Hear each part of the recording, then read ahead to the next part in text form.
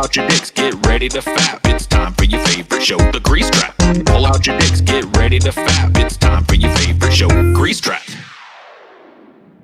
Hey everybody, welcome to the fucking Grease Trap, the greasiest fucking show on all of YouTube or beyond. You know, sometimes it's on YouTube, sometimes we host it somewhere else. It depends on what we say. But anyway, it's the greasiest show in existence. That's the point. I'm sorry. You can say a greasier show than this, Scotty? Oh, sorry. You have something else to say? Go ahead. Yeah. I mean, I hate to interrupt. That was probably a well-rehearsed speech. Yeah. Paul, what do you have in your hand? Nothing. Just some. Nothing. Just some.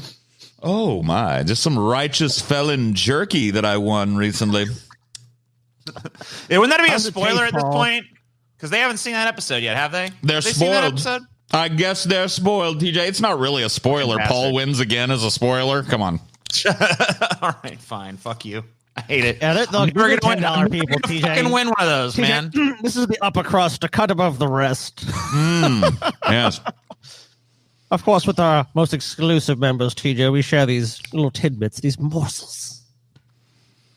This is a shredded jerky, TJ. Very delicious. Very, very delicious. Oh, man. It's got a really deep, smoky flavor. You can tell this company really treats their jerky well. I've got not to brag or boast, I've got a small selection of jerkies for me to dine on today while we do the show. Goddamn shit, man. I hate this shit. Why? Just a small selection. This is actually just a few little selections from my jerky cellar, TJ. Yeah. You know, the shitty thing is, even if I feel bad, dude. Even if I bought the same exact pack of jerky, it would still be like, it wouldn't taste as good as Victory jerky, right? It would just be like, well, you know. I will tell you that this jerky is really good and this company is really good. But I will tell you that the Victory flavor that's sprinkled in with this jerky is really what sets it off. Like, yeah.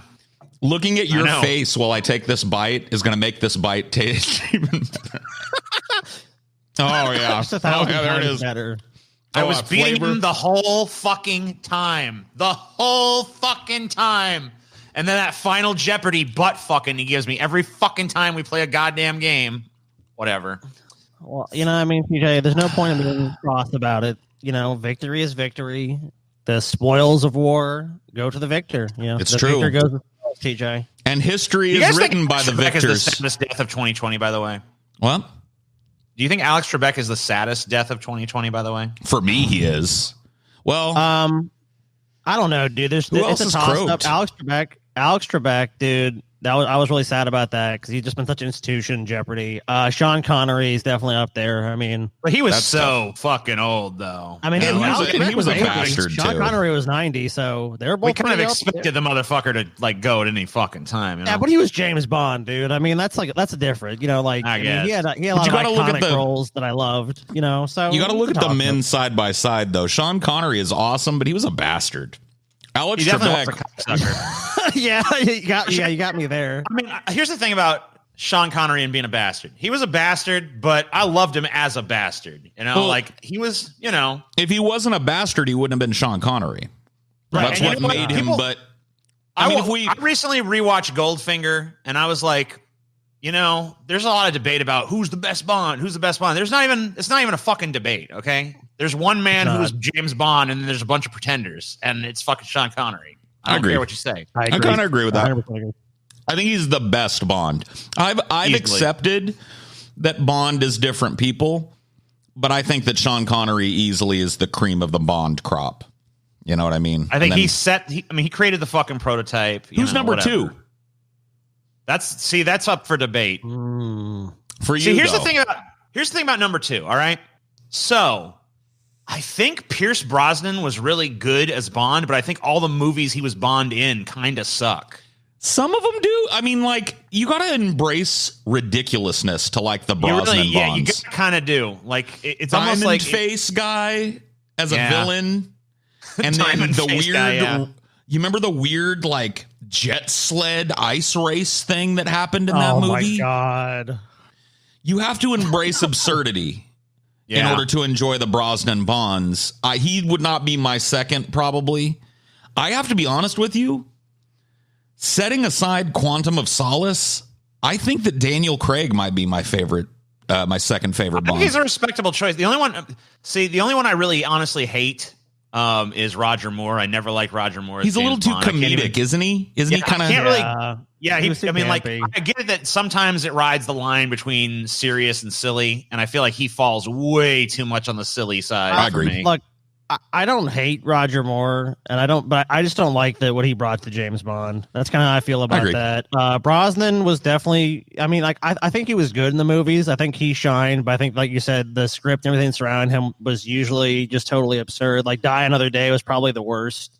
Oh man, that movie's almost that movie's almost unforgivable. And I love Bond flicks, but I was like, oh no, dude, I'm gritting my teeth. It easily has the worst or maybe second worst Bond song. Another day, die. Another day. What's making Madonna start of her prime? Like, oof. What is horrible? Well, Craig, the one thing that helped Daniel Craig is his first one. He got Chris Cornell. What's that one? I think it's like You Know My Name. You Know My something Name. like that. Yeah, and then he gets Adele with Skyfall. Skyfall's a great song just on its own. Song is fucking. Well, Adele has a great voice.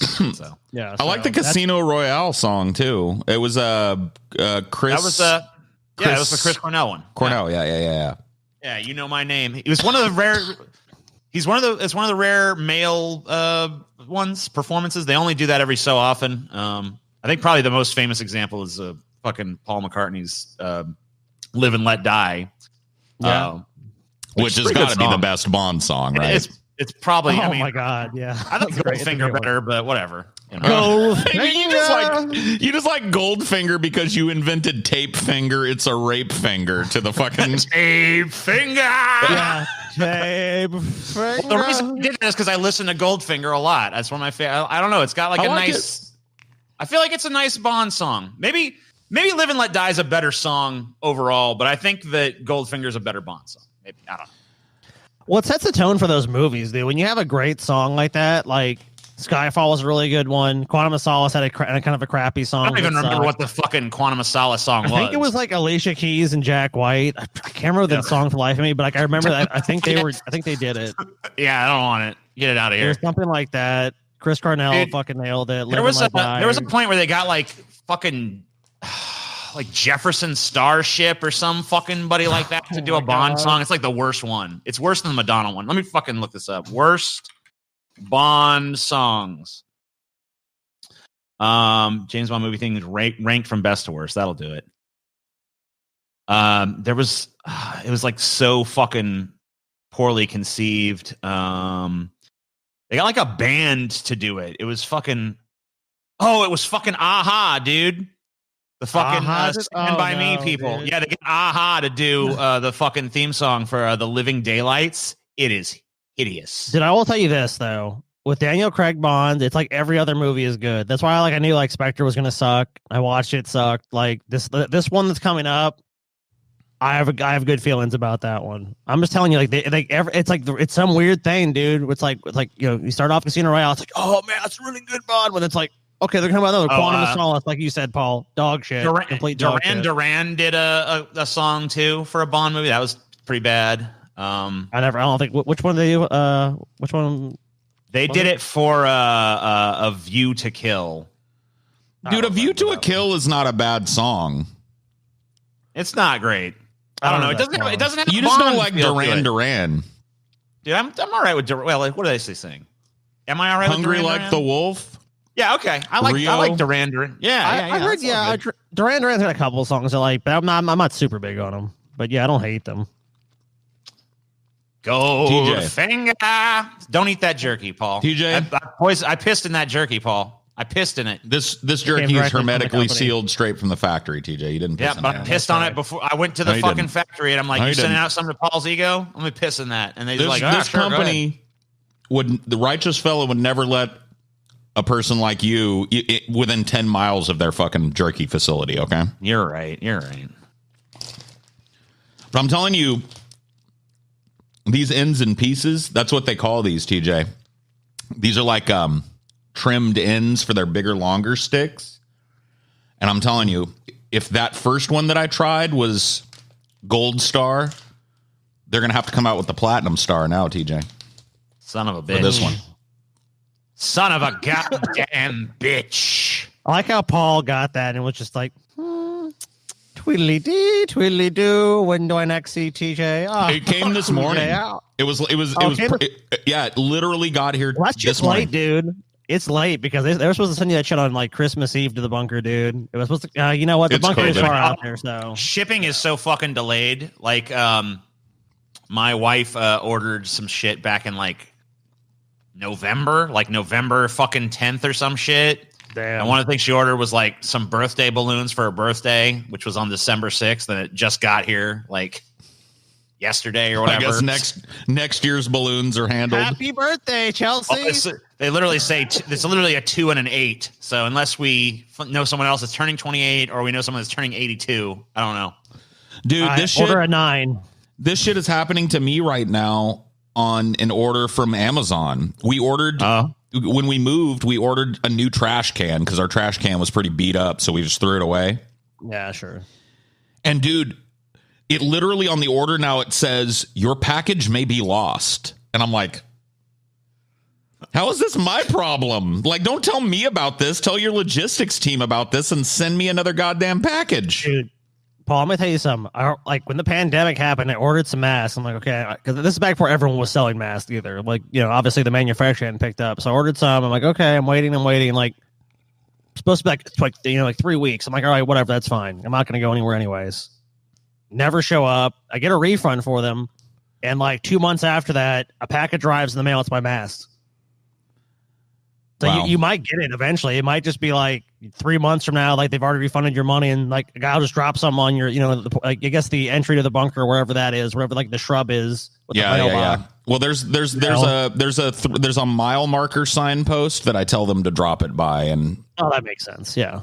So wherever they do that, you know, I mean, and that might happen too. You know, you might have just done your cursory little drone flyover, like, oh, I got any packages or anything, and you know, you don't see shit like, oh, fuck, guess there's nothing still today. So yep.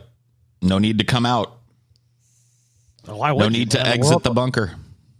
Wow, in the world we live in, like I wouldn't exit the bunker unless it was necessary. Like, is there some compelling reason to go up top? You guys went to a fucking Saints game. That's true. I didn't even know they were doing Saints games. That was cool. It looked like you guys were like one of 10 people there. How did that work out? I'm done. I'm cutting out. Uh-oh. No, it was pretty cool, honestly. Like, we were like, there was probably like, I don't know, 400 people there or something like that. Like, yeah, you guys posted a picture and it looked like it was a ghost town. Well, yeah, like one of city. our. I mean, maybe there was more than that, but like I don't know. It was super sparse. There was barely anyone there around us. There was one dude that was probably like 15 feet away from us, and then there was a bunch of people that like. Now, honestly, where the Saints sideline, there was people. They were probably at least 6 to 8 feet, but they were closer to where we were at. There was hardly anybody, and it was great. Our stepdad before we went to the game was like, "It's not going to be like a real game." We're like, "You kidding?" Like, it's going to be like a fucking private game Steve almost. Was saying, like, it kind of sucks that there's not going to be people there. It's like, no, you don't get my fucking sensibilities at all if you fucking saying that. And Paul, you've been to Raiders games, you've been to NFL games. You know, it's like you don't arrive at a game 5 minutes early. Not unless you want to miss kickoff in like the first 10 minutes of the fucking game. You don't. Yeah. Oh yeah. But you guys walked right in. Yeah, no problem. Right That's crazy, dude. I would think in a fucking place like Louisiana that doesn't give a fuck about COVID, that Saints games, them being open and shit, are they limiting the amount of people? Yeah. New Orleans. It's because it's in New Orleans. Louisiana as a whole might not be taking COVID seriously, but New Orleans takes it very fucking seriously. So how did you guys score tickets to? Because like if they're they want to pack out a fucking Saints game. Thanks to the show, dude. Because the running back coach of the Vikings was like, "Hey, we're playing a game in New Orleans. Y'all want to fucking have tickets?" He's a longtime fan of me and TJ's. Coach Patterson, if he sees this, shout out to him for hooking us up with these tickets. He's an O-line running backs coach, and honestly, he's done a great job because one of his running backs is actually number 2 in the league. Yeah, but he hooked us up with tickets. So that's dope. He's the MVP to us. And you know what else is cool? How did I not know you guys had this fucking connect? He contacted me. Yeah. He reached out to me on Twitter. He's like, "Hey, you want to go to the game?" And I was he wanted to meet us after the fucking game, But the fucking security of the security of the venue was just like forcing everybody out, like get out, get out. They would not let you stop. They would not let you congregate. They were just pushing people out of there. Like that makes sense. Out. So we couldn't fucking meet with the guy, even though if you'd been in Louisiana, I would definitely got you. I'm sure you would have got you tickets. Of course, dude. Yeah, that would have been cool. I definitely like seeing how few people were there. That's definitely something I would have considered fucking doing. You know what I mean? Like I didn't know that they were limiting shit. I looked at that and I thought, like, are people actually like staying home and stuff for the most part? Like that can't be true. No. If they would allow people in there, I'm sure it would be full as ever. But it'd be sold out, right? Yeah. Fucking Saints, home Saints games are sold out. But they're only letting like a small. I mean, even when the Saints are a losing team, they fucking sell out tickets. Like people, Saints fans are just hardcore motherfuckers. But you're talking to a Raiders fan here, dude. So trust me, they've been nothing but a fucking losing team. But every Raiders game I've been to has been fucking insane. And you know what's crazy is that Raiders, they started off strong. Loyalty, man. Probably not Raiders and Saints are among them. Oh, sorry, TJ. No, you got I was talking over you. The Raiders, this year, I know a lot of people, our fans don't care about football, so I'll make it brief. But they started off strong, and they're the only team to beat the Chiefs this season. The best fucking team in football. I love the Saints. The Chiefs are on fucking fire, dude. And I've watched. The Raiders, I don't know. I've been out of the fucking football game, and I decided to try a Raiders game or two, and man, it's just so disheartening being a fucking Raiders fan. It's so because it's the team story. For some reason, the last 3 seasons or so, the Raiders come charging out the gate, get some implausible victories, and have a decent, not like a fucking perfect record, but a decent record, and have everybody chattering like, "Oh, this is a playoff team." Like the Raiders are they're in it this year. Oh my God. And then slowly over the course of the season, they just kind of like, they start playing all conservative and shit. Like this last game, they ran it up. Like it looked like they had it in the fucking bag. And then they played so conservatively that they let the other team make this implausible fucking comeback. And it's like, ugh. Well, look, they got John Gruden, who's a Super Bowl winning coach. I think, honestly, they got to get rid of Carr. I'm telling you, Carr's he's not. I'm not saying he's the worst quarterback to ever play or the worst in the league, but if they had that franchise quarterback, the Raiders could go all the way. Really, with all the pieces on the team, it's just Carr is too inconsistent. Because Carr will throw up an interception the wrong fucking moment. He'll throw up a stupid play, and it's like, and I'm not saying that doesn't happen, but he does it too fucking much. I'm telling you, dude. I watched Carr because he was a Fresno State quarterback. That dude used to be a laser. That dude used to be a laser. In the whack. You know, pro is different, man. Pro, you're playing against the best motherfuckers. That's the difference. In college, it's like Dak Prescott. What I wonder about Carr is when I watch him play, because I think he's a fucking talented quarterback. I do. I wonder about his rhythm with those fucking receivers and shit and his tight end. I feel like that's what's off when I watch Carr.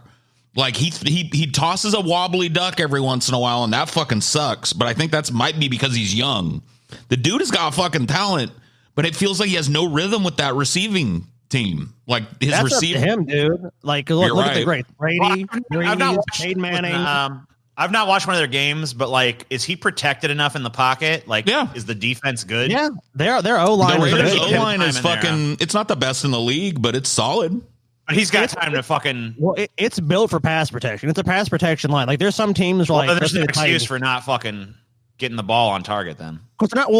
I mean, look, the Raiders have a lot of potential as a team. They really, truly do. I mean, and where they were a couple years ago, I mean, they were at the bottom of the league. They're more the middle. I just feel like either Carr's going to have a fucking amazing season, or they're going to have to get somebody else, or they're going to have to get some dynamic running back or something with open play action. The years that the Saints are the worst is when there's no fucking pass protection, and Drew Brees is under fucking heavy pressure, and he can't fucking it fucks his accuracy. Yeah, Carr's not a good scrambler. Carr is really not a talented scrambler, and so he needs. But like the Raiders O-line has been good for him for a couple of years. From what I've seen. What's the problem with the team? Maybe I should just watch a fucking Raiders game. Watch a Raiders game, dude. It is so fucking like watch a Raiders game. Watch their next game. Watch them like not only over the course of a season do they start like this and then like tank. It's a game over the course of a game. Like they come charging out in the first and second, like boom, boom, boom, boom, boom. They run it up a little bit and then they just fall apart in the second half of the game. And you're like, what the fuck? What happened? I'll tell you, in football, you always want to peak late. That's the one that is where teams win. If you can peak late, the Saints have been good at it. They've been a winning ass team. And the Patriots, when they had Tom Brady, peaked fucking late. I mean, the fact that they came back and won the Super Bowl the way they did, dude, I just remember all those people on fucking Twitter, dude. I'll never forget this till the day I die. All these fucking people, because I mean, she had this big public bet, all bunch of little Tajika fans. You're gonna be paying TJ man, you big look at third quarter. I'm all like, fuck, dude. And then the game turned around, and like the fucking Patriots, I got right back to those motherfuckers. I'm like, what were you saying, bitch? I didn't really care anyway. It's like, yeah, but you cared. What about that fucking Seattle game though?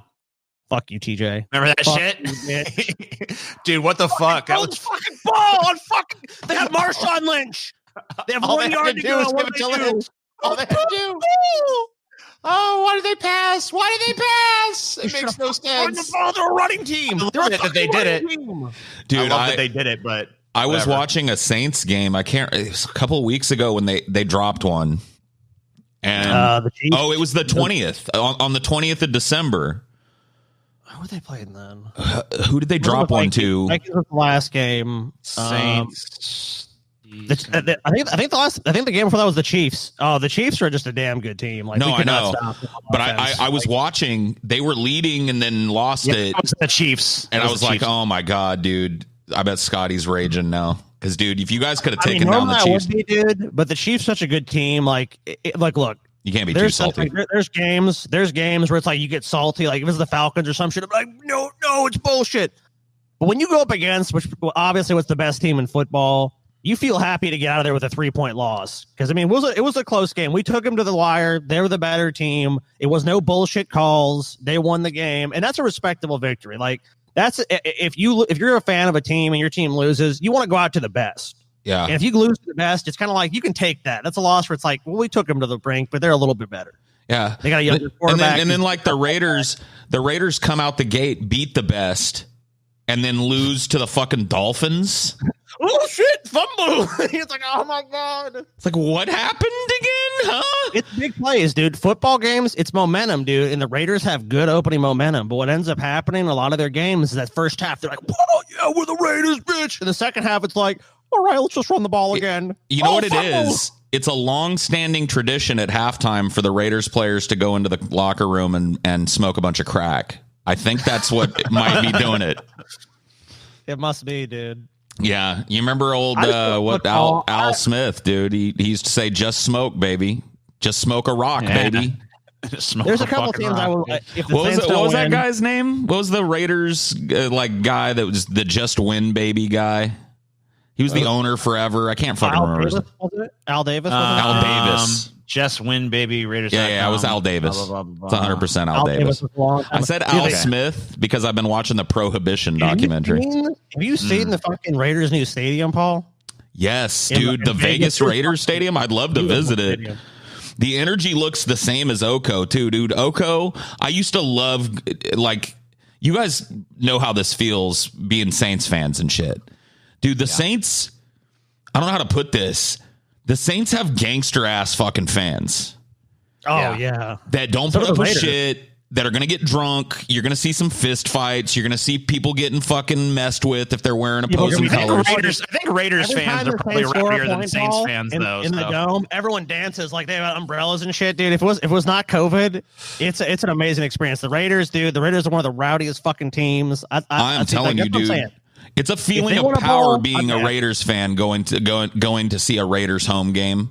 Like, it is like you enter this mode of like, I am Homo erectus and you are Homo shitus. You know what I mean? You over there on the other side on the enemy team. Dude, people get fucked with.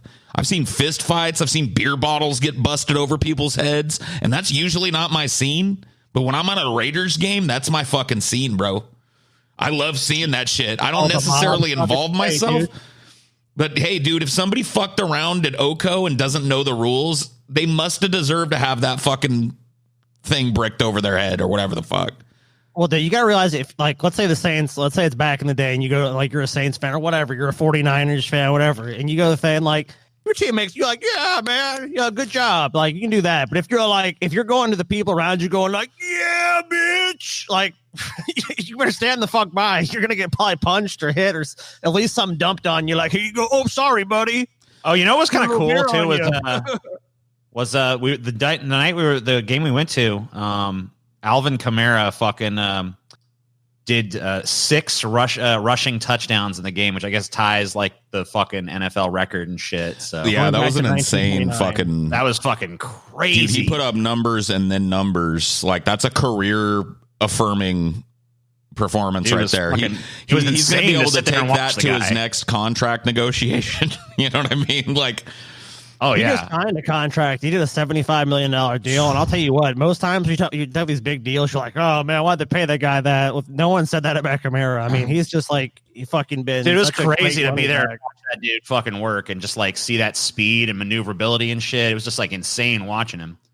Oh, you know what was fucking annoying as shit, though? Every single time the fucking Saints got a fucking first down. And there was a lot. There was a lot of that.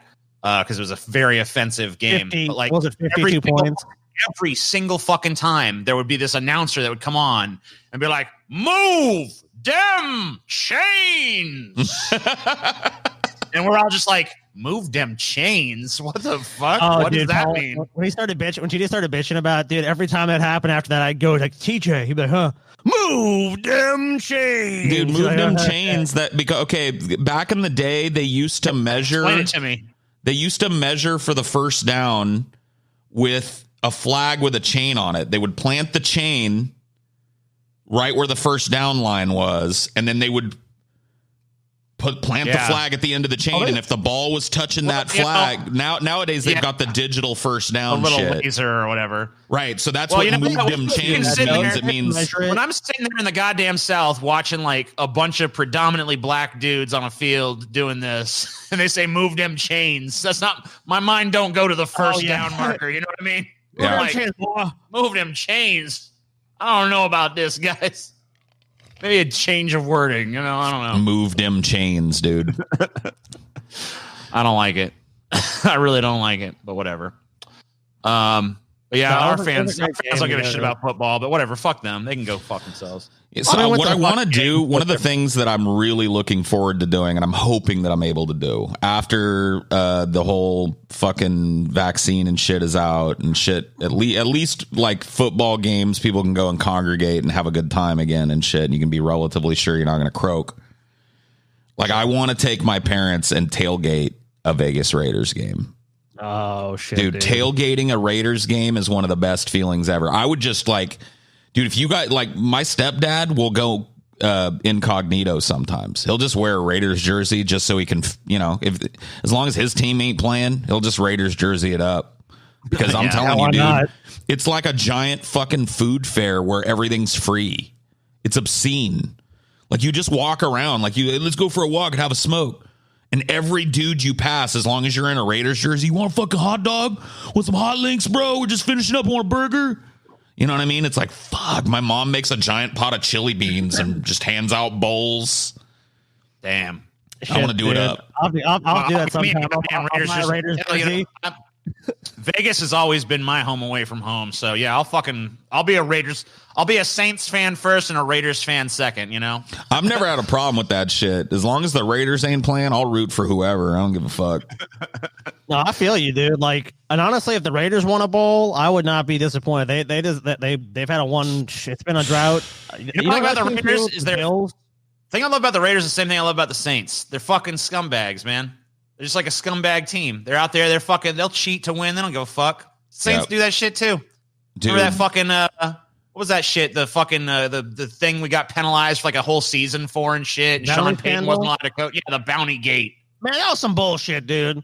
There was a little bit of malfeasance and bounty gate there. You know what, Paul? I've heard all the evidence, and I'm unconvinced. Saints were innocent. I'm convinced they did it. I think they did it, but I fucking approve. I'm glad that they fucking had bounty. Well, that was the sentiment, motherfuckers. That was the sentiment behind the Raiders just win baby thing. At least that's where the fans of the Raiders took it. Now, what it leads to is a culture of the Raiders losing games to penalties. Because it happens a lot.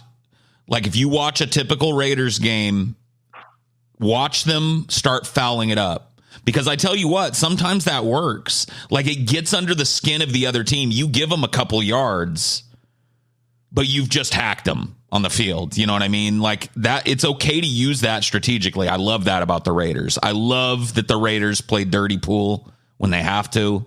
They've always been the most cutthroat team, I think, when it comes to that. And their willingness to just defy flagrantly the rules, you know what I mean, to win. So fuck yeah, that's why I'm a Raiders fan, you know. For so many years was the fucking Patriots, dude. They cheated so many times. See, but they were stink cheaters, though. They were stink cheaters. See, the Raiders hack you out on the fucking field. They hack you after the hike or prior to the hike. Like filling your man to man, shield to shield, face to face, pad to pad. The Raiders hack you. You know how the fucking Patriots hack you? They fuck you in the ass after they knock you out with a little drink or something. They're pussy hack, dude. They're little, the fucking deflating the ball so Tom Brady can throw it better. The Raiders and the Saints are like the scrappy kind of like, we'll do what it takes. But like the fucking Patriots, they're like the fucking rich kids that want to buy their way to victory. Like they're like the 80s movie sports villain kind of team. Fuck them. Yeah. They pretentious fucking suckers. Well, not this season, dude. They're conniving, weaselly little fucking cheating bitches. I don't respect that shit. I don't respect. Didn't they get caught? Didn't they get caught fucking peeping the other team's playbook once too? Fuck them pussies. Every way. They've cheated every way you can possibly cheat. I fucking hate the Pates. They're a loophole team, dude. They look at every fucking loophole they can. Like, called the fucking New England lawyers or something. Dude, it was against the Pates that the immaculate fumble happened. You remember the forward motion rule that's now law in fucking or he was in the tuck. Remember the tuck? That was born because Tom Brady got sacked and then they tried to claim the ball was dead because he was intending to throw it. And so it was just about to leave. This new rule was invented on the fucking field. And a fumble turned into a dead ball. And of course, giving the Patriots a huge advantage because they don't have a turnover. Giving them the win. They took that drive, which would have went to a 4th down and a punt, to a touchdown and won in the snow. That was the second most salty I've ever been as a Raiders fan. I watched that game. Oh, that was against the Raiders, dude? Yes. Oh. The immaculate fucking fumble happened against the Raiders in the snow. I don't remember that. And we were plugging them. Fucking nuts. Dude, it was a year or two that the Raiders fucking sucked, which is every year. And the Patriots were this big, arrogant fuckboy team from New England. And we were shitting on them in the snow. They couldn't play. And the Raiders were just slogging it out, man. It was a mud and guts type of game. And it came down to this fucking call where a new rule was invented, where this term nobody who'd ever watched football all of a sudden existed. He was in the tuck. What's the fucking tuck? He tucked the ball right up his ass as he got sacked. Yeah, that's what happened. Dude. The motherfucker got pinned. Wow! Sacked. Ball squirts loose. We pick it up and run it in for a touchdown. Game over, right? Nope. It was a dead ball because he was about to throw. Second most salty I've ever been as a Raiders fan. What's the first?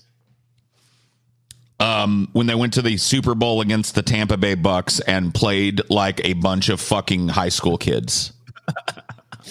Okay. They were not favored in that game. It was not supposed to be. They were not favored in that matchup. The Bucks that year, I don't know if you guys remember. It was like back in, I think it was like, I want to say it was like the late, 2001, 2. It was either the late 90s or the early 2000s. It was in that zone. But they went against the Tampa Bay Bucks, and the Bucks had this fucking insane season. And I believe John Gruden, the Raiders' former coach, had taken over as coach of the Tampa Bay Bucks, so it was even more bad blood. So it ended up being Raiders Bucks that year. Dude, the Tampa Bay Buccaneers had a fucking insane defense that year. It was their whole fucking team was fucking insane. They ran train on every team, but ended up being Raiders Bucks. And I felt like, dude, we got a chance against this because this team knows John Gruden.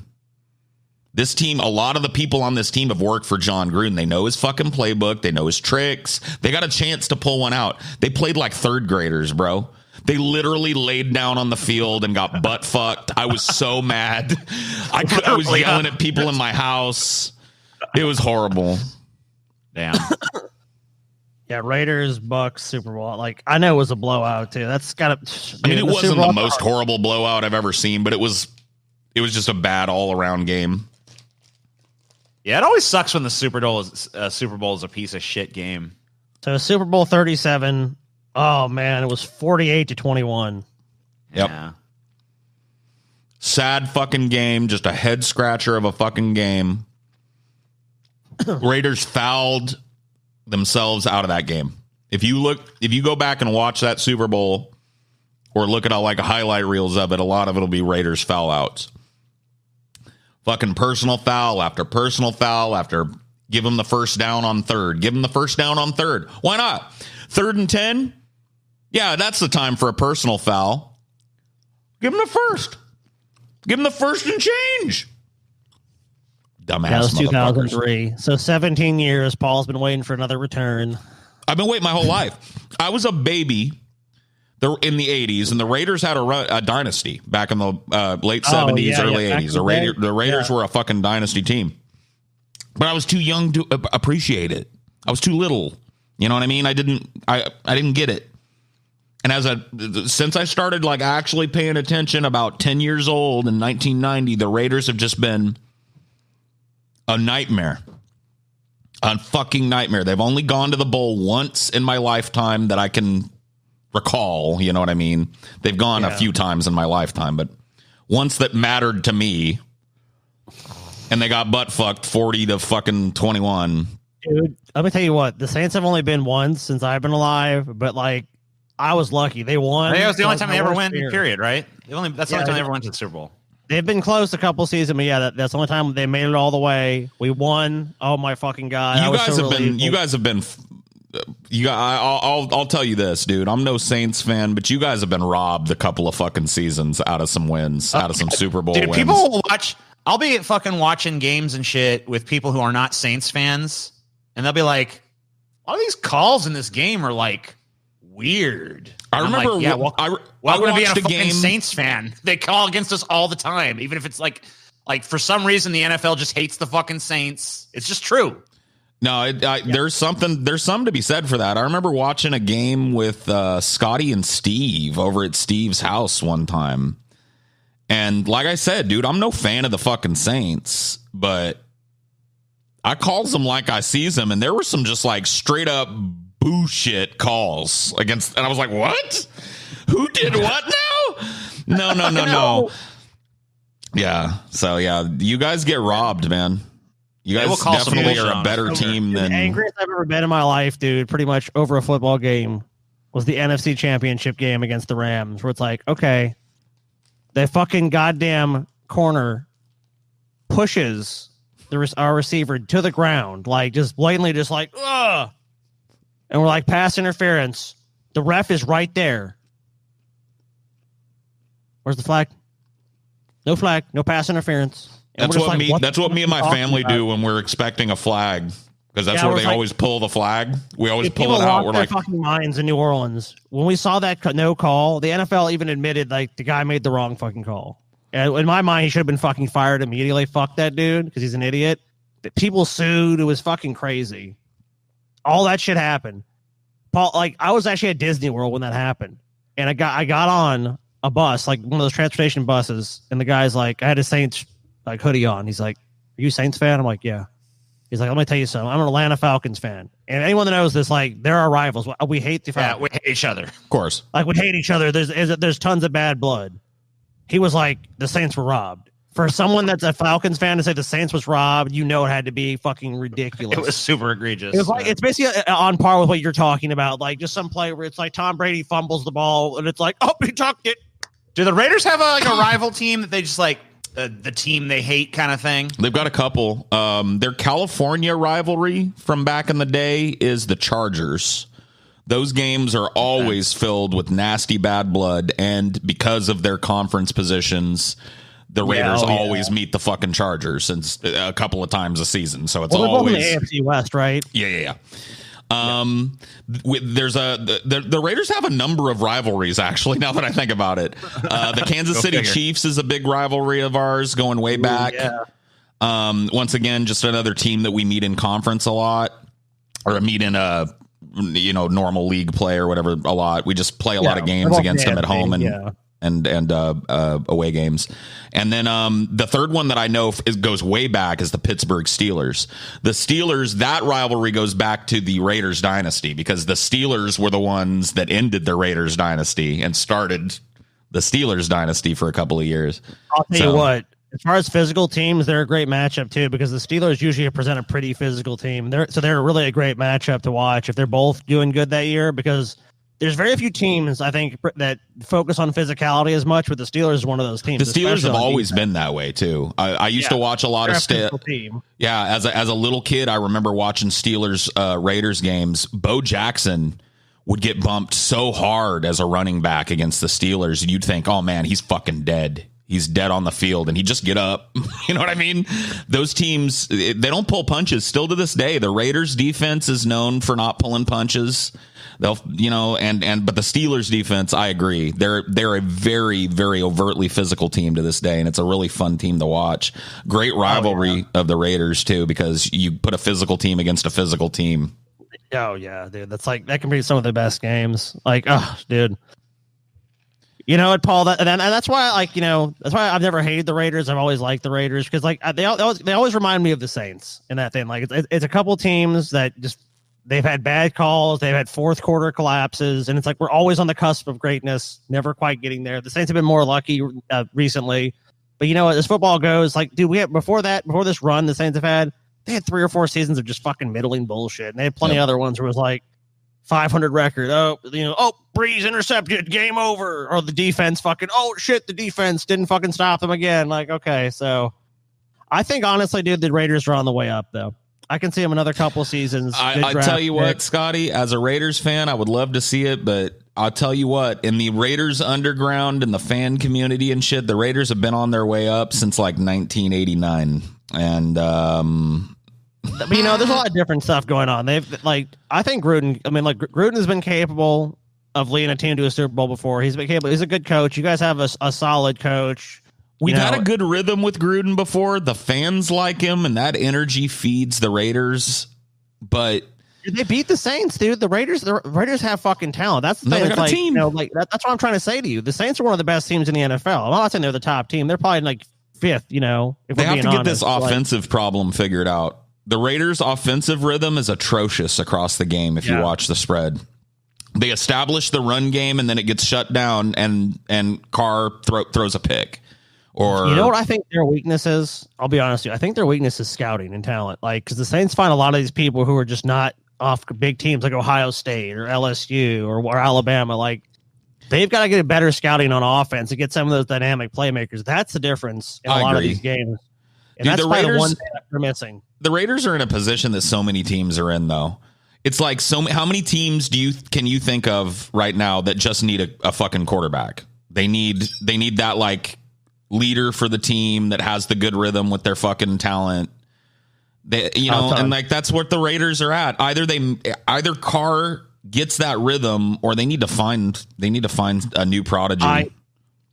I'll be honest with you. I think Carr's a good player, but I don't think he's a great player. But at the same time, disagree. At the same time, maybe he's a young player, though. You know what I mean? He might develop, but he certainly didn't come out the gate like a real, true, like dynasty player, like Tom Brady or some shit, or Joe Montana. You know what I mean? Those guys just busted on the scene and just establised dominance for their entire career. Plays for the Chiefs. That's why I feel bad for you guys, because he's like, if he has longevity like these other guys, then that's the only question mark about him. He's already won a Super Bowl. It's just that the talent level is just there. You just see it. It's like, because it honestly reminds me a lot of like when I watched Breeze play when he was young. Just like he'd scramble and he'd find someone 3rd and 10. It's like, and when you have that ability as a quarterback, it's so fucking hard to beat you, because the defense you have to play against just has to be so on point. And they have to. Weird. The Raiders are better on the road than they are at home. Mm-hmm. It says they're 2-6 in their own stadium and fucking 5-2 on the road. They're missing that energy, dude. I'm telling you. The energy it's so hard. The energy of a Raiders fucking game is hard to understate. I mean, you guys know it as Saints fans. You guys have probably been to packed out Saints games before. You know the fucking energy that is behind a home team that has a big fucking base of support. And I'm telling you, dude, in California, the Raiders are everywhere. And still, even now, I mean, the Raiders fans are used to Raiders moving around. You know what I mean? Like we've seen it happen. But yeah, that energy, dude, if they can't have a real fucking audience out there feeding them that, the Raiders suffer. And they've probably gone to some home games where there was a little energy in the stadium because, you know, different regulations, different states. Well, the Raiders made a decision early on to not open at all. And I respect that decision. You know, it's like with what's going on in the world, you know, the players and their safety. Like, I'd rather have a season and make sure the players and people who are associated with those teams are safe, you know, and it's just one of those unfortunate things. And hopefully, you know, it's, you know, maybe by next season, when the next season comes around with the vaccine and other stuff, you know, it'll be safe to maybe do it in limited numbers, you know, and maybe the Raiders can have like, you know, 3,000 to 5,000 fans. And then the following season, I'm telling you, dude, past this COVID shit. For a lot of these teams, once COVID calms down enough for these stadiums to reopen for normal business, you know, assuming we get this vaccine out and delivered to 70% or more of us, or at least in that zone where we can feel safe enough to do this shit again, masked up, maybe. You know what I mean? Yeah. Dude, you talk about tickets being sold out for a season.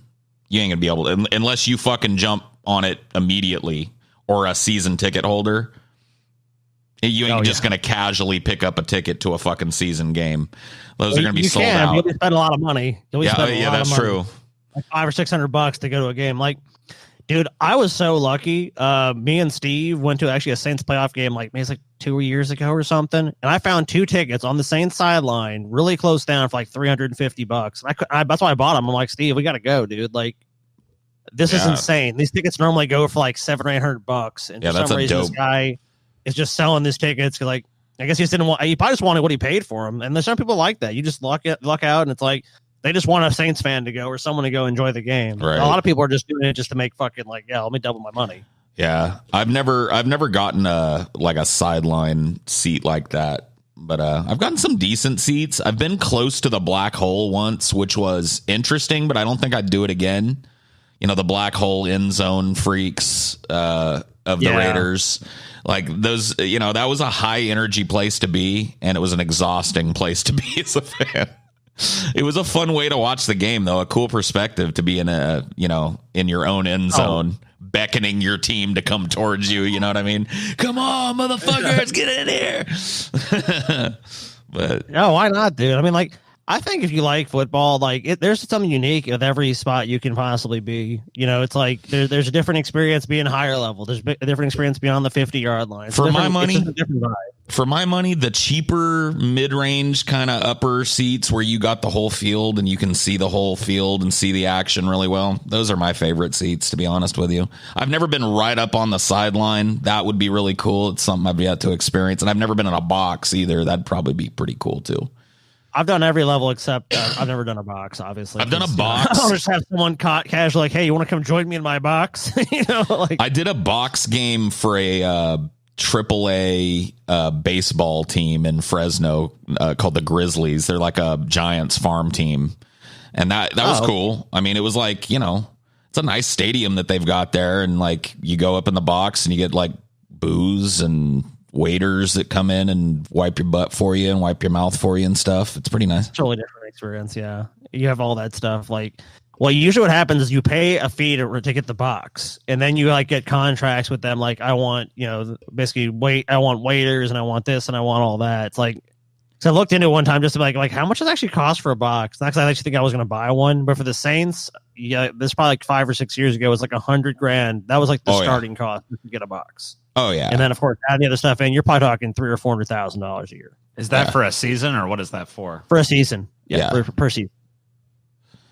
Which is a lot of businesses do it because it's basically a tax write off, and you just get to go and watch a football game. So if you're a huge company, it's like, why not? If you're a bank, like, yep, we got, you know, and you can take clients there and should like want to go to a game and be in a box and like not deal with the fucking plebs and the masses and just kind of get up and move around and do whatever you want. That's kind of the sad truth about a lot of the best seats at a lot of sporting events is corporations own a lot of those seats and dole them out to people. And so not very few average fans get to sit right on the fucking sideline at an NBA game or whatever. You know what I mean? That's usually reserved for the glitterati or whatever you want to call them. Or people with deep pockets. Like, Right. if you're talking like a major team, like you're talking like courtside at the Lakers or some shit. Yeah. You either got to be somebody, know somebody, or have a lot of money. Dude, you know the pandemic is setting in hard when I sit and have like an hour-long fucking conversation about football and shit. I'm wistful. I mean, it's hard not to be, dude. Like, going to that game was like, it was insane. Dude, I was jealous as fuck. I didn't even comment or like that fucking post, and I should have, as a friend, been happy for you and liked that post, but I couldn't even bring myself to do it. I was salty as fuck. I was like, motherfucker. They got to go to a game with hardly nobody at it. That's an experience that, like, after COVID, it's not likely to happen again. You know what I mean? So you guys got to look at a football game that, you know, not many people get. That's kind of cool. Dude, I felt so fucking lucky to have gone. I mean, to be honest with you, it was just so awesome to go and just have that experience and just not... Because the one thing I hate about games, obviously none of us are super like social butterfly types, is like just being surrounded by fucking people and like, I gotta take a piss. Now I gotta fucking fight 500 people to go take a piss. And I gotta fight 500 people to get a hot dog and just like walk right up, get food. It's like it's such a unique experience to have a stadium and to have that just sort of setting. And it's like, dude, you're right. It's a once in a lifetime thing. Like I'll never envision that I'm doing that again. Yeah, probably not. Yeah, I'll probably never have that experience again in my life. It's like, you know, you watch like a MLB shit, you know, where like, you know, the stands are constantly like that there. You know what I mean? Like even before the pandemic. Sure. Yeah. But for football, I mean, that's especially like in the Superdome. For a rowdy team, for like a team, for a home game in your home stadium, for your home team to get to sit in a fucking stadium that had, what'd you say, like 400 people in it? It was practically, I mean, just it really felt fucking like practically empty, you know? Like, that's crazy. I would I don't even know. Like, that's really cool that you guys got to do that. I'm very jealous. Yeah, it was fucking badass. That's awesome shit. That's what it was. Yeah, it was pretty fucking cool. Was that a grease trap? Did we trap enough grease? It might be a little short for one, but a little skimpy. Well, we can talk some more about football. Yeah. Let's talk more about Fuba. Fuba? I miss Fuba. Want to watch Fuba and eat hamburgers and get drunk. Fuba. You know what the sad thing is that the experience that I want to have going to a Raiders game is completely unthinkable now. Like, it wouldn't even be possible in a fucking dream right now. Because here's, I'll tell you guys a story. I went to a Raiders game. I can't even remember who we played that day, to be honest with you, because I think it was the Broncos. That makes sense? Yeah, it was the Broncos. It was the Broncos. So we tailgated, drank, got fucking drunk. Because when you tailgate, you show up at like 6 a.m. Kickoff is until like noon 1, right? So you're partying all morning, and the beers crack immediately when you get there. Don't. So by the time it comes game time, I'm fucking wasted. Now, keep in mind, I've been walking around, taking food around to people, accepting food from people. That there alone, unthinkable now. Yeah, you can't do that right now. Okay? Then there's this shit that happens at a Raiders game where, like, when people get in line, but they don't want to stop drinking while they wait in the long line to shuffle into the stadium. Yeah, and so why they bring their drinks for that? They bring their drinks, and then there's a gate you have to go through to get searched, and there's a big bin where it says all alcoholic beverages must be thrown out. And so you're trying to drink as much as you can, you know what I mean, before you get in. So everybody brings at least a beer. And so I remember this day in particular, and I was good and toasty, but not like anywhere near. Well, I'm drinking like Bud Light and shit. That's not going to fucking kill you. That's right. I was just drinking beers, whatever it was, Newcastles or whatever I was drinking. I was just having beers. Had one in my hand, and I downed the last of it right as I was about to go through the gate. There was like 6 people ahead of us, and I got done, and I tossed it in the thing, and I hear somebody say, "Hey, white boy." And I always look when somebody says, "Hey, white boy," because I assume that they're talking to me, even though that there's 900,000 other white people around. And I'm looking, and they're like, yeah, white boy. A bunch of like Hispanic dudes, and they were standing kind of off to the side, and they were like, "Our old lady's holding our place. Come here. And so my family was with me and shit. So I went over and they had this bottle of like, you know, that shit that you mix that you get to pour into mixed drinks. That make sense? Yeah. Like a mixer with alcohol in it. But it doesn't have any alcohol in it. Well, they had that bottle, but what they had done is emptied like half of that shit out and just filled the rest up with tequila. Right?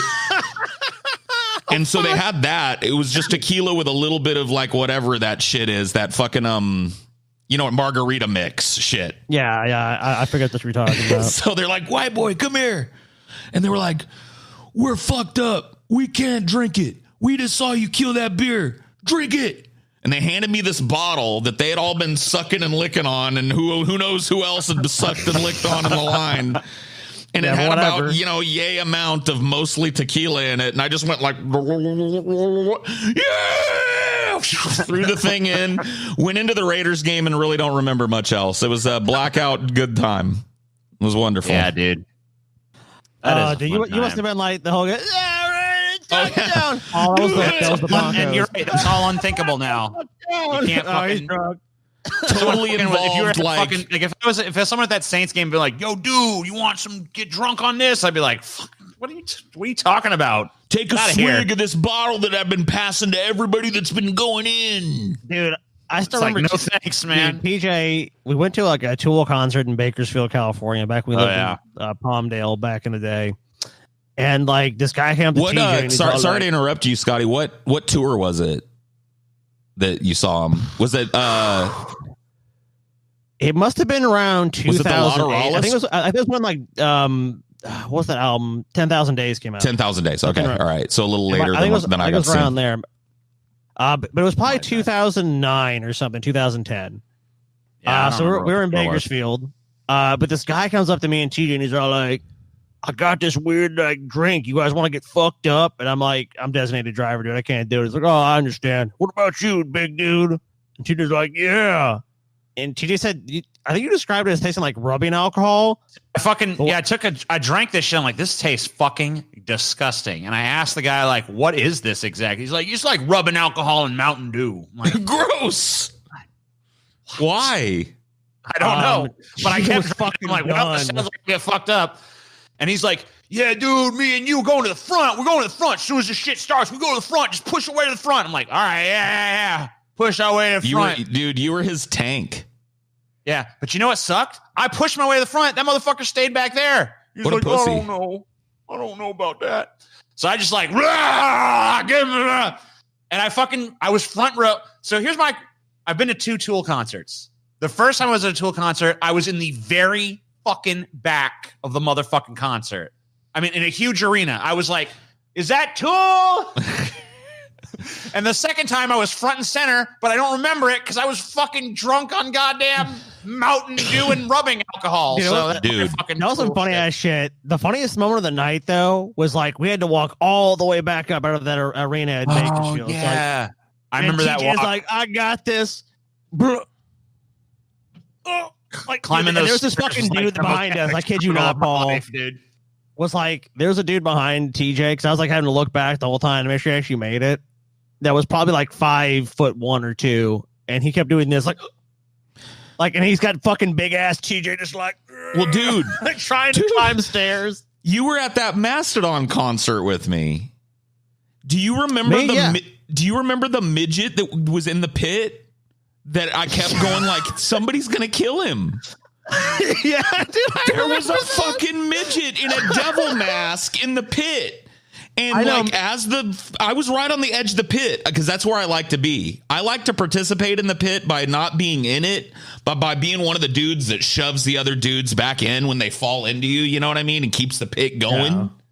Yeah. And so I was doing that because that's where I like to be. I was sitting right there doing that shit. Shoving people back in and being kind of the ring of the pit and watching the show. And there was at one point I look in there and there's legitimately and I'm not a Peter-sized little person in a devil mask.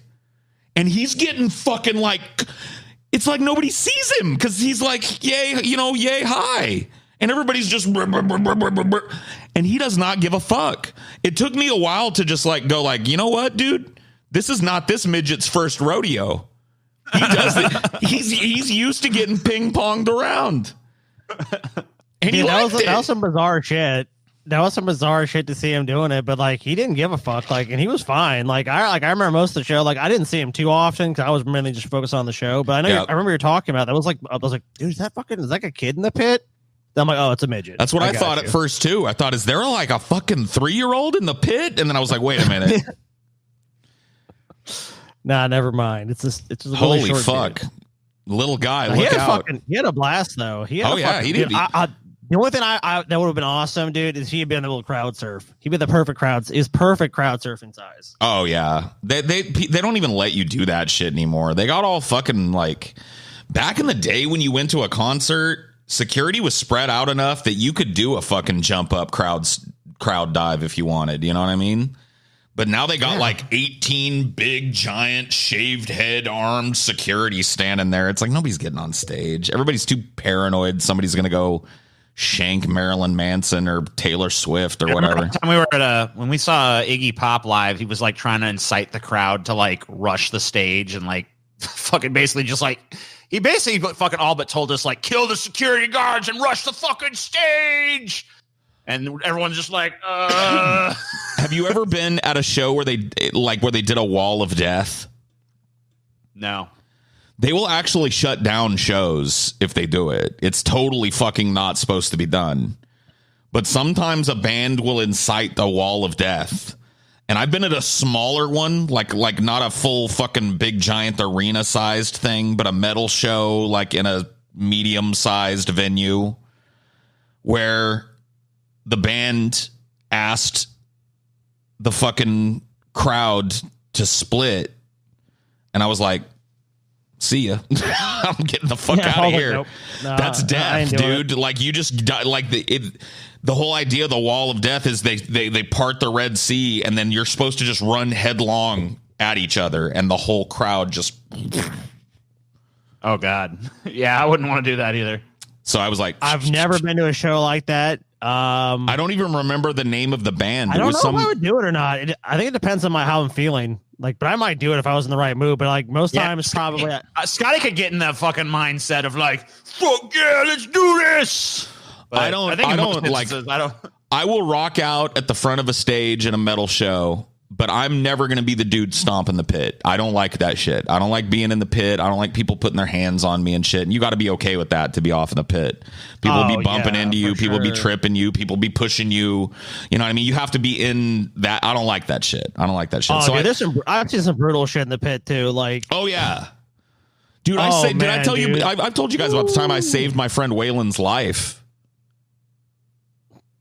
at a show. You have. I actually don't remember you telling me though. But at that summer sanitarium tour that I've talked about that we went to. The only thing I should remember about that was oddly enough, I think it was like Disturbed. No, it was Metallica was playing. You guys were like, it got to Metallica and they the first chords of Enter Sandman started playing and Waylon. Well, anyway, Waylon was like, "You want to stay?" And I was like, "See ya, we're gone."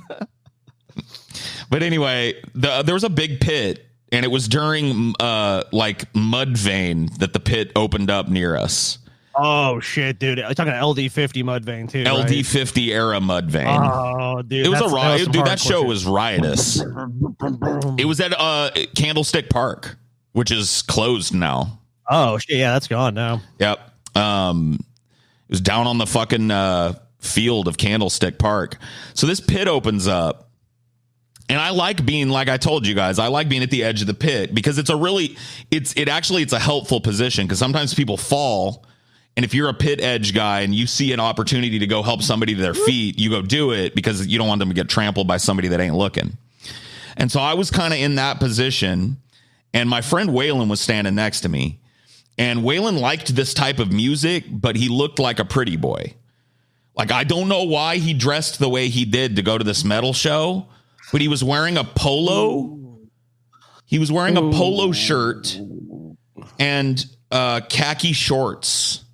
And he had his hair like combed up in the front and parted down the side. You know what I mean? Good day, I'm Waylon. Good day to you, sir. And top of the morning to you, sir. And so And he's wearing, and the color of the polo isn't even like red or whatever. It was a baby blue polo shirt. Powder blue. You gotta love Waylon. And so anyway, I'm looking at the pit characters. And if you've been around a fucking metal pit, you know that there's different characters that show up in the pit. There's the dude that shouldn't be in the pit. There's the average dude in the pit. And then there's the dude that's looking to hurt people in the pit, right? And I identified all the major players in the pit. And the dude that was looking to hurt people was, of course, the biggest dude in the pit and the rippedest dude in the pit, the shirtless dude in the pit that may have or may not have had white power tattoos all over him in the pit. That shockingly, he was the asshole in the pit. Can't believe it. And so because I'm standing with Waylon and we're jumping with the crowd and shit, I'm shoving people back. Waylon's right there on the edge of the pit too. And this fucking dude, it was like he had gaydar or some shit. He saw that baby blue polo, and I saw it happen. I saw the whole fucking thing play out in front of my eyes. He was rounding the pit. You know, he fucking just throws some kid to the ground. He has like he's this just like guttural animal noise, yeah. Yeah, he's just like a bull in a china shop. He's just like, just throwing over people and grabbing people and throwing them into the pit. And I'm like, oh, fuck, you know. And I'm a big dude, and I know the rules. Don't make eye contact. But Waylon doesn't know the rules. And I think what happened is he brayed like a buffalo, and Waylon like looked startled, probably like a prey animal. And you know what I mean? This motherfucking guy like saw Waylon, and I knew what his intention was. He was gonna grab Waylon by the scruff of his neck and the seat of his pants and throw him into this pit, and then probably stomp him as he went around a couple times as Waylon stumbled and tried to get out of the pit, and punch anybody that tried to help him. I just felt that intent, and he just starts walking, and like the pit didn't even fuck with him. Like all the people doing the fucking tribal, like as he walked straight across the pit, it was just like they just got out of the way. Yeah, you know what I mean? Look at this dude. Yeah. And I was like, he walked right up to me. So I was standing at the edge. Waylon's standing right next to me, and he's taller than me. So the baby blue is just hanging there, and he looks at me like, get out of the fucking way. And thank Mudvayne, a song ended as this fucking showdown went down, and the chords of a new song rose up, and I looked that dude dead in the face. I shit you not, and I just went,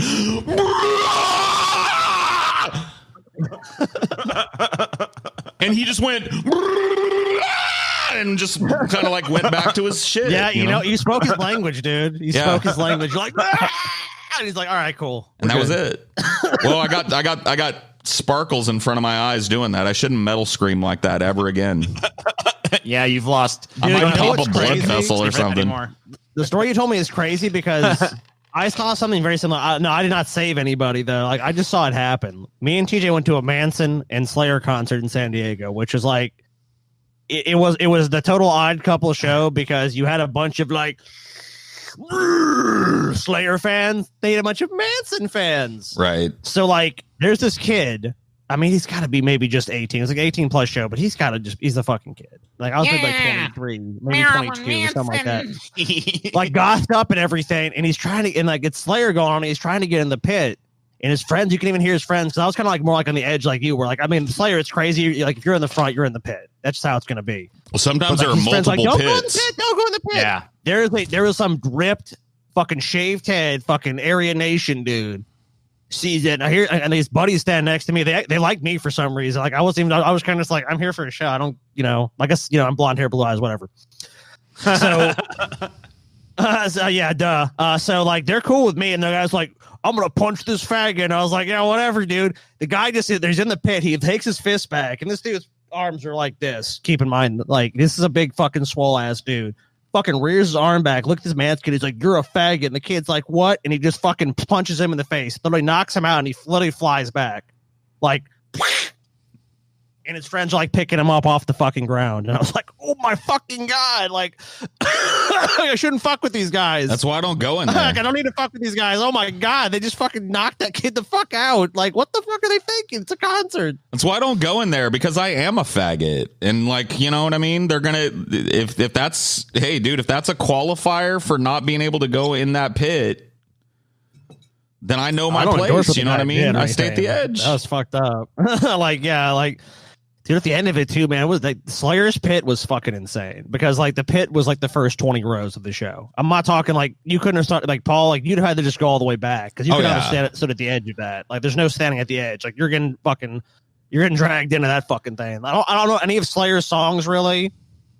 But they didn't matter because everyone just sounded the same, and it was like, okay, when they're gonna play a slow song, it's like, okay, this song will be chill. Like, dude, people were literally in that pit, just like you pretty much just had to like be like, I'm just gonna lean against this person because I'm fucking exhausted because we've been doing this for like 25, 30 fucking minutes. Oh yeah, motherfucker, what the fuck?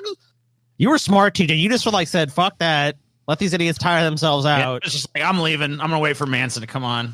I'm just gonna go chill over here. Oh, because during the Manson set, dude, that's probably the lamest Manson show I've been to. Because when they finally got to him, I was like this. I was sitting down like, just beat. I couldn't enjoy it, dude. Like I tried, but I was fucking dead. This guy was dead on his feet, dude. I remember too during that Manson show, some fucking chick was all like grinding up on me and shit, and I'm like, what the fuck? And then her boyfriend shows up, like, fuck you, buddy. I'm like, I didn't even elicit this. I'm just here. She's just using me as like a prop. I don't know what to fucking tell you. And he's like, "Rah!" So I like ended up pushing him in the pit, and I thought he was going to come back, but he never came back. So I don't know what the fuck happened with that. But whatever, that was a crazy. I think show. When you overpowered him easily, he just realized, like, wait a minute. I don't know, man. Do you know what my least favorite fuck at any concert is the guy. Like that, there's like a chick, and she's in the very front of the concert. Oh god! And there's like the dude that's there. Oh, the like white knight. Yeah, like the white knight dude that's like gardener and shit. Like, and he's like trying to like give her this little protective bubble and shit. I hate that guy. He does suck. Yeah. So I like to try to like grab his hand and like pull him away, and then push her into the crowd. Like, go get her, fuck it. Push him away. Now I'm there. Well, you're big enough to pull stunts like that. I would just get a mouthful of my own teeth if I tried that shit. I probably wouldn't do that now, but back in the day when I used to go to concerts and shit. But I don't really like a concert. Too hot, too sweaty. I have a weird center of gravity too, so I fell in a pit once. It was actually during that Slayer Manson show. That's why I left. I'm like, fuck this. Because I fell down. I took like half the crowd with me too. Oh yeah, dude. I remember when you fell, dude. Timber. Like the crowd kept going forward and back and shit, and then TJ just like you could just see it like the look just came on his face. Okay, I've totally lost. He had balance this look now. of like he was on his feet and he was like, oh shit, and he just got there like oh, and like he just flew back and he just tried to do this. I tried to catch myself on everybody else behind me, but then it just you pulled some dude to the ground. He pulled 10 people to the goddamn ground. No, I mean you knocked 10 people down, but you literally just like try to catch yourself on some guy and you just pulled his ass down with you. Yeah, there was no amount of people that was going to stop that fall. Me and some other dude fucking like pick TJ up out of the pit. We're like, what a dope grease trap this has been. This has been the best grease trap of all time. Best grease trap. Football and fucking mosh pits. Anyway, see you guys later. Bye. Yeah. Deep fat fried. Deep fat fried. Deep fat fried.